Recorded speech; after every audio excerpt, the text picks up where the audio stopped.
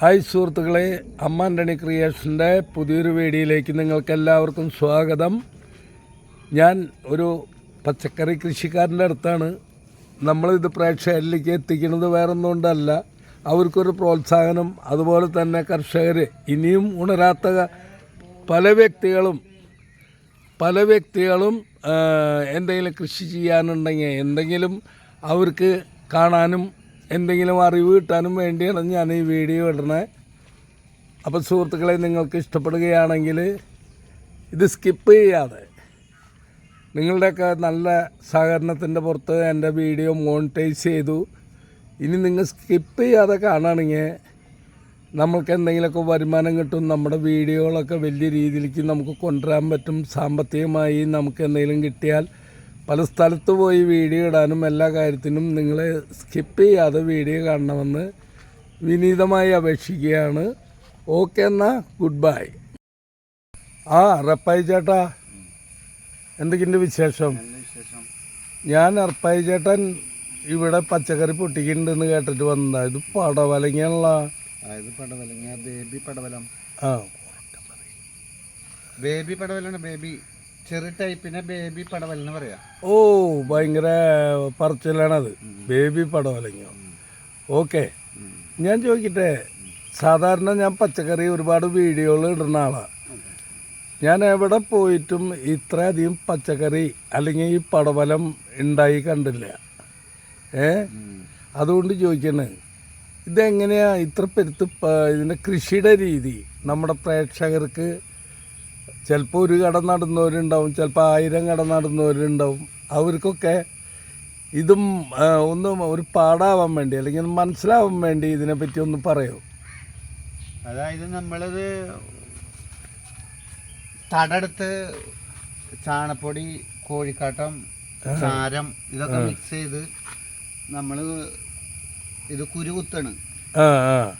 കുരു കുത്തി കഴിഞ്ഞിട്ട് നമ്മൾ എല്ലുപൊടി, കപ്പലണ്ടി പിണ്ണാക്ക്, അങ്ങനെയുള്ള ഐറ്റങ്ങൾ നമ്മൾ ഈ ഇതിൻ്റെ മുളച്ച് ഒരു 4 ഇലയാകുമ്പോൾ ഒരു കുറച്ച് വെച്ചിടും. പോലെ അത് കഴിഞ്ഞ് നമ്മൾ പന്തലൊക്കെ കുത്തി ഇത് സെറ്റപ്പ് ആക്കും. പന്തലിന് കയറ് വലിച്ച് കാര്യങ്ങൾ, ചിലവർ നെറ്റ് കെട്ടും, അങ്ങനെയുള്ള പരിപാടികൾ. ഇതിപ്പോൾ നമ്മൾ കയറാണ് ഫുള്ള് കെട്ടിക്കണേ. അപ്പോൾ അങ്ങനെയാണ് കൃഷിയുടെ ഇത്. പിന്നെ നമ്മൾ ഈ പറയുന്ന പോലെ തെളിക്കലും കാര്യങ്ങളൊക്കെ അത്യാവശ്യം കാര്യങ്ങൾ വേണം. അത് നമ്മൾ മറ്റേ വേപ്പെണ്ണ കൂട്ടിയുള്ള തെളികളാണ് തെളിക്കണേ, ജൈവമാണ് സാധനം. അപ്പോൾ അങ്ങനെയുള്ള വ്യത്യാസങ്ങൾ ഇതുണ്ട്. ഇതിപ്പോൾ നമ്മൾ ഉപയോഗിക്കുകയെന്ന് വെച്ചിട്ടുണ്ടെങ്കിൽ നമുക്ക് തമിഴ്നാട്ടിൽ നിന്ന് വരുന്ന പോലത്തെ അത് അല്ല, പടവലല്ല. ഇത് നമ്മൾ ഫ്രഷായിട്ട് മറ്റുള്ള നല്ല നമ്മുടെ നാടൻ വളമൊക്കെ ചേർത്ത് നമ്മൾ ഒരുക്കുന്ന സാധനമാണ്. അല്ല, ഞാനൊരു കാര്യം ചോദിക്കട്ടെ, കർഷകന് മുതലാവണ ഒരു വിലക്ക് കർഷകനിത് ചോദിക്കുമ്പോൾ അല്ലെങ്കിൽ കടയിൽ ചെല്ലുമ്പോൾ ചില ആൾക്കാർക്ക് ഏറ്റവും വില കുറഞ്ഞ സാധനം മതി. അവിടെ 5 രൂപയുള്ളൂ, 3 രൂപയുള്ളൂ, അല്ലെങ്കിൽ 50 രൂപയുള്ളൂ, നിങ്ങൾക്ക് എന്താ 100 രൂപ എന്നൊക്കെ ചോദിക്കുന്ന ഒരു രീതിയുണ്ട്. അപ്പോൾ അതിൽ നിന്ന് നമുക്ക് മനസ്സിലാക്കാൻ പറ്റണത് ആൾക്കാർക്ക് പൈസ കുറഞ്ഞ സാധനങ്ങളോടാണ് താല്പര്യം. നല്ല പച്ചക്കറിയോടോ നല്ല സാധനങ്ങളോടോ താല്പര്യമില്ലാത്ത പോലെ ചില ആൾക്കാരുടെ പ്രതികരണത്തിൽ നിന്ന് മനസ്സിലാവണം. അതിപ്പോൾ ഏർപ്പായി ചേട്ടനത് എന്താ പറയാനുള്ളത്? അതായത് നമ്മളിപ്പോൾ ഇവിടെ കുറേശ്ശെ കടകളിൽ കുറച്ച് പൊട്ടിച്ച് കൊടുക്കുമ്പോൾ നമുക്ക് 30 രൂപ അവർ തരും. 30 രൂപ അവർ വില നമുക്ക് തരുന്നുണ്ട്.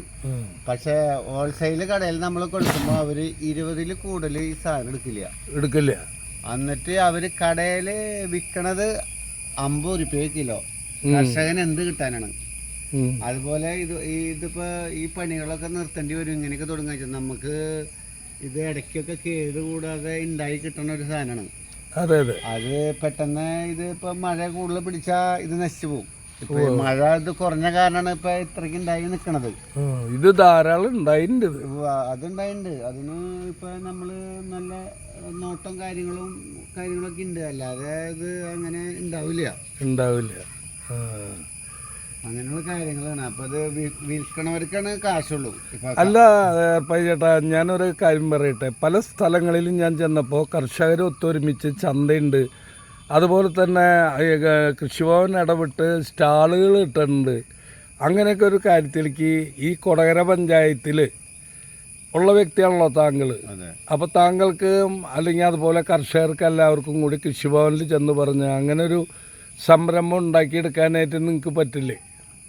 അങ്ങനെ നമ്മുടെ കയ്യിൽ നിന്ന് അവർ ചന്ത, ഈ ഓണത്തിൻ്റെ ചന്തയുടെ ഭാഗമായിട്ട് നടത്തുമ്പോൾ നമുക്ക് നല്ല വില അവർ തരാറുണ്ട്.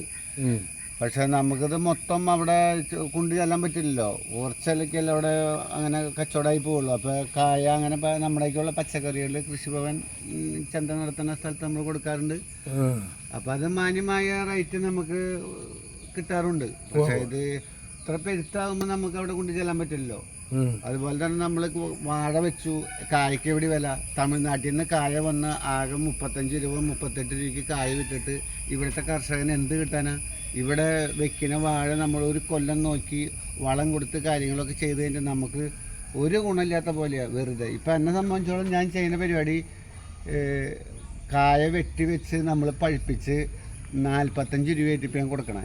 അങ്ങനെ ഒരു ഗതികേടായി, അങ്ങനെ ഒരു ഗതികേട് വന്നു. പക്ഷേ കടക്കാർ ഇപ്പോഴും 60, 65, 70 വിൽക്കുക. ഇതിനൊക്കെ ഒരു തീരുമാനം ഗവൺമെൻറ് എടുക്കുന്നത് ഏറ്റവും നല്ല കാര്യമാണ്. എന്ന് വെച്ചിട്ടുണ്ടെങ്കിൽ കർഷകന് ഇവിടെ 1 രൂപ കിട്ടാൻ മാർഗമില്ല ഇങ്ങനെയൊക്കെ ഒരു ചെയ്യാൻ വെച്ചിട്ടുണ്ടെങ്കിൽ. കരിഞ്ചന്തക്കാർക്കാണ് ഇപ്പോൾ ഇവിടെ ഭയങ്കര ലാഭം കിട്ടണത്. അതിനൊരു ഗവൺമെൻറ് ഒരു നല്ലൊരു തീരുമാനം എടുക്കാൻ ഏറ്റവും നന്നായിരിക്കും. അപ്പോൾ സുഹൃത്തുക്കളെ, ഇത് ഇത്തരത്തിൽ പോയാൽ നമ്മുടെ കേരളത്തിൽ ഞാൻ പച്ചക്കറി വീഡിയോകൾ ഒരുപാട് ചെയ്യുന്നുണ്ട്. ആ ചെയ്യുന്ന സ്ഥലത്തൊക്കെ ഇതുപോലെ കർഷകർ പാടത്തും പറമ്പിലും കഷ്ടപ്പെട്ട് ഉണ്ടാക്കിയെടുക്കുന്ന സംഭവങ്ങൾക്ക് വില കിട്ടാത്ത, അല്ലെങ്കിൽ മാന്യമായ വില, അവർ ചെയ്യുന്ന കഷ്ടപ്പാടിന് കണക്കാക്കിയൊരു വില കിട്ടാത്തൊരവസ്ഥയിലാണ് നമ്മുടെ കർഷകരെല്ലാവരും. ഇന്ന് തുടങ്ങിയല്ല, പഴയ കാലം മുതലേ അങ്ങനെയാണ്. അപ്പോൾ അതിനൊക്കെ ഒരു ഇതുണ്ടാവാൻ വേണ്ടി ഗവൺമെൻറ്റും അതുപോലെ അതിനോട് ബന്ധപ്പെട്ട സ്ഥാപനങ്ങൾ, കൃഷിഭവനും അവർ ആക്റ്റീവ് ആവണം, നല്ല രീതിയിൽ പ്രവർത്തിക്കണമെന്ന് ഞാൻ ആഗ്രഹിക്കുകയാണ്. ഇതൊക്കെയാണ് എർപ്പായി ചേട്ടൻ്റെ പച്ചക്കറി ഇല്ലേ. ഇനി ഞാനൊരു കാര്യം ചോദിക്കട്ടെ, ഇതല്ലാണ്ട് എർപ്പായി ചേട്ടന് വേറെ എന്തെല്ലാം പച്ചക്കറി ഉണ്ട്? പയറുണ്ട്, ചരയുണ്ട്, ചെരക്കുണ്ട്. ചര ഉണ്ടായി തുടങ്ങണുള്ളൂ. പയറും അതുപോലെ തന്നെ ഇപ്പോൾ ഉണ്ടായി വരണുള്ളൂ. എന്ന് വെച്ചാൽ മഴ ഇങ്ങനെ ഇടയ്ക്ക് കൂടുതൽ കിട്ടുക കാരണം പൂക്കളൊക്കെ കൊഴിഞ്ഞ് പയറ് ഒരു ഭയങ്കര നഷ്ടത്തിലാണ് കാര്യങ്ങൾ. അപ്പൊ ഇപ്പൊ ഉണ്ടെങ്കിൽ പയറിനൊക്കെ പൈസ ഉണ്ട്. പക്ഷെ പയറൊക്കെ 115 രൂപ നാടൻ പയറിന് വരുന്നുണ്ടല്ലോ. നമുക്ക് കൊടുത്ത 60 രൂപ കിട്ടും. പക്ഷേ കൃഷിഭവന്റെ ഇതില് ചെയ്യണമെങ്കിൽ ഈ 115 രൂപ നിങ്ങൾക്കും കിട്ടും. അത് കിട്ടും. അത് കൃഷിഭവൻ ഇങ്ങനെ വിൽക്കുമ്പോൾ നമുക്ക് അവര് അതിന്റെ പൈസ നമുക്ക് തരൂല്ലേ? ചന്തയിലൊക്കെ കൊണ്ട് കൊടുക്കണമെന്ന് വെച്ചാൽ അവര് 60 രൂപ, എന്നിട്ട് അവര് 130 രൂപ 120 രൂപയ്ക്ക് ഒക്കെ വിൽക്കും. അവർക്കുള്ള പൈസ, അല്ലാണ്ട് കർഷകന് ഇപ്പോൾ ഇടുന്ന പൈസ. അതിനൊരു തീരുമാനം അവർക്ക് എന്ന് വരേണ്ടതെന്ന് അറിയാം. അപ്പം സുഹൃത്തുക്കളെ, ഇങ്ങനെയാണ് ഇത്. പടവലം മാത്രമാണ് നമ്മുടെ റപ്പായി ചേട്ടൻ്റെ ഇവിടെ വന്ന് നമ്മളെടുത്തുള്ള ഒട്ടനവധി കൃഷി. ഇദ്ദേഹം ഈ കൃഷി കൊണ്ട് തന്നെ ജീവിച്ചു പോകുന്ന ഒരാളാണ്. കണ്ട ദൈവാനുഗ്രഹത്താൽ ഇദ്ദേഹത്തിന് ഇത്തവണ പടവലം വലിയ കുഴപ്പമില്ലാണ്ട് ഇതുപോലെ ഉണ്ടായി കിട്ടി, ഈ മഴയൊക്കെ ഇത്തിരി കുറവ് കാരണം. അപ്പോൾ സുഹൃത്തുക്കളെ, ഞാൻ ഈ വീഡിയോ ഇവിടെ അവസാനിപ്പിക്കുകയാണ്. കർഷകരുടെ വേദന, അതായത് അവരുടെ വേദന എല്ലാവരും മനസ്സിലാക്കണം. അപ്പം ഇനി നമുക്ക് ഓണം അടിപൊളിയാക്കല്ലേ? നിങ്ങളുടെയൊക്കെ പ്രയത്നത്തിൽ കൂടെയാണ് നമ്മളൊക്കെ അല്ലെങ്കിൽ ഇവിടെ ഓണം വിജയിക്കുന്നത്. അപ്പോൾ സുഹൃത്തുക്കളെ, ഞാൻ നമ്മുടെ റപ്പായി ചേട്ടൻ്റെ ഒരു ചെറിയ പയർ കൃഷി നിങ്ങളെ കാണിക്കുകയാണ്. റപ്പായി എന്തായാലും പയർ ഉണ്ട്, നല്ല രീതിയിലുണ്ടല്ലോ, വലിയ കുഴപ്പമില്ലല്ലോ. മറ്റേത് ഇങ്ങനെയല്ല പിടിക്കാതെ ഇതിന് കൂടുതൽ ഉണ്ടാവേണ്ടതാണ്. ഈ മഴയായതുകൊണ്ടേ ആ ഇതുപോലെ വന്നിനി ആ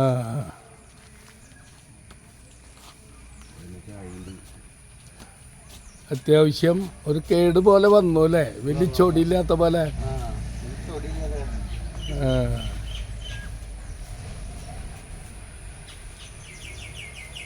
ഇതാണ് നാടൻ പയറ്.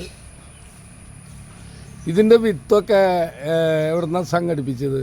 നമ്മൾ ചാലക്കുടി CD ഫാമിൽ നിന്ന്. ചാലക്കുടി CD ഫാം അല്ലേ?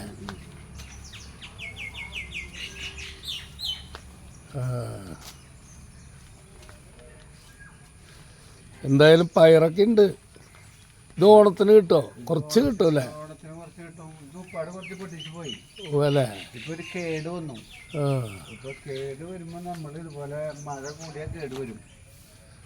അപ്പൊ ഈ പറയുന്ന പോലെ കർഷകന് ഒന്നും കിട്ടാൻ ഒരു വഴിയില്ലാണ്ടാവും അല്ലേ?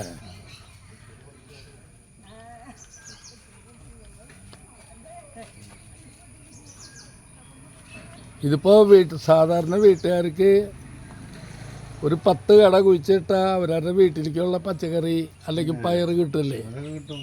നമ്മള് കൃഷി ചെയ്താൽ വീടുകളിലേക്ക് അത്യാവശ്യം നമ്മുടെ വീട്ടിൽ ഉപയോഗിക്കാനുള്ള പയർ നമുക്ക് കിട്ടും. അല്ലേ?